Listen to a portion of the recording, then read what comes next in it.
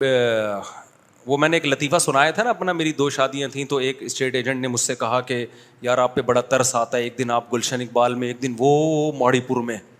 تو میں نے اس کو کہا ترس تو مجھے آپ پر آتا ہے کہ ایک دن یہاں، دوسرے دن بھی وہاں، تیسرے دن بھی وہاں. 10 سال ہو گئے، 25 سال ہو گئے، 50 سال ہو گئے، قابل ترس تو آپ ہو یار. ہم تو ایک دن یہاں، دوسرے دن وہاں. تو اس طرح نا ان دنوں میں چونکہ رواج نہیں ہے نا ہماری، اب تو لوگ پھر بھی تھوڑا سا مانوس ہو گئے، تو ہر طرح کے لوگ مجھ پہ اعتراض کرتے تھے.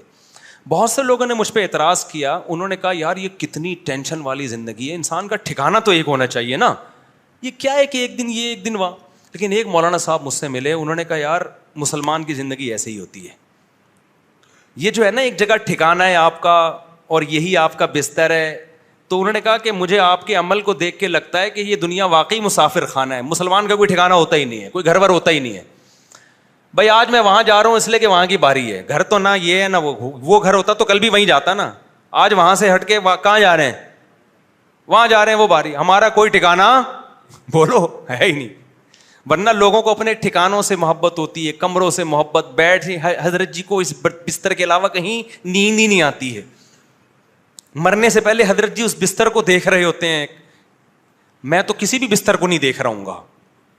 میں جب مرنے لگوں گا میں بولوں گا پتہ نہیں کہاں سے نکلوں گا میں، کون سے گھر سے میرا جنازہ اٹھے گا. کسی بھی سے اٹھ جائے ہمیں کوئی پرواہ نہیں ہے. تو ہم تو موبائل کی طرح گھومتے رہتے ہیں بھائی، کبھی ادھر کبھی. تو ہمیں تو کسی جگہ سے محبت جب ہونے لگتی ہے تو باری چینج ہو چکی ہوتی ہے وہاں کی. سمجھ رہے ہیں نا، جس کمرے سے محبت شروع ہونے والی ہوتی ہے باری چینج ہو جاتی ہے کہ چلو بھائی اب وہاں. تو مسافر، اسلام نے جو زیادہ شادیاں رکھی نا اس میں ایک یہ بھی کانسیپٹ ہے، مسلمان کا ٹھکانہ وکانہ نہیں ہوتا بھائی، اپنے گھر ہوتے ہی نہیں ہے.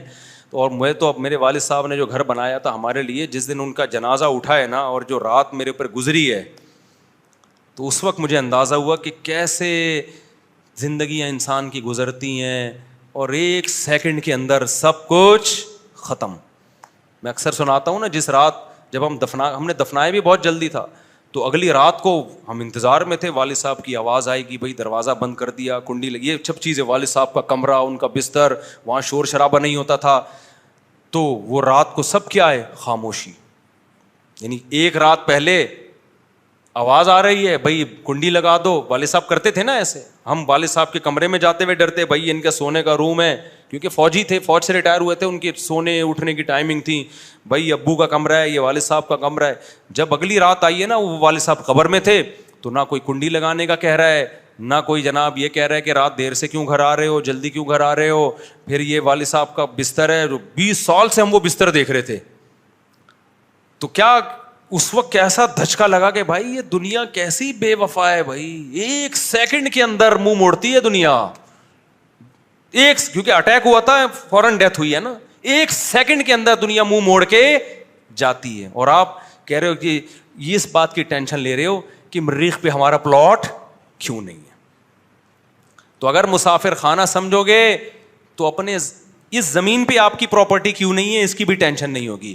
مسافر خانہ نہیں سمجھو گے نا، پھر آپ کو ہوگا کہ یار اتنے بڑے بڑے لوگ مریخ پہ پلاٹنگ کر رہے ہیں تو وہاں ہمارا پلاٹ کیوں نہیں ہے. تو مسافر خانہ سمجھنا شروع کر دو. پھر بھی نہیں سمجھتے تو جب مرنے لگو گے تو سمجھ میں انشاءاللہ آ جائے گا. اللہ سمجھنے کی عمل کی توفیق عطا فرمائے. وما علینا الا البلاغ.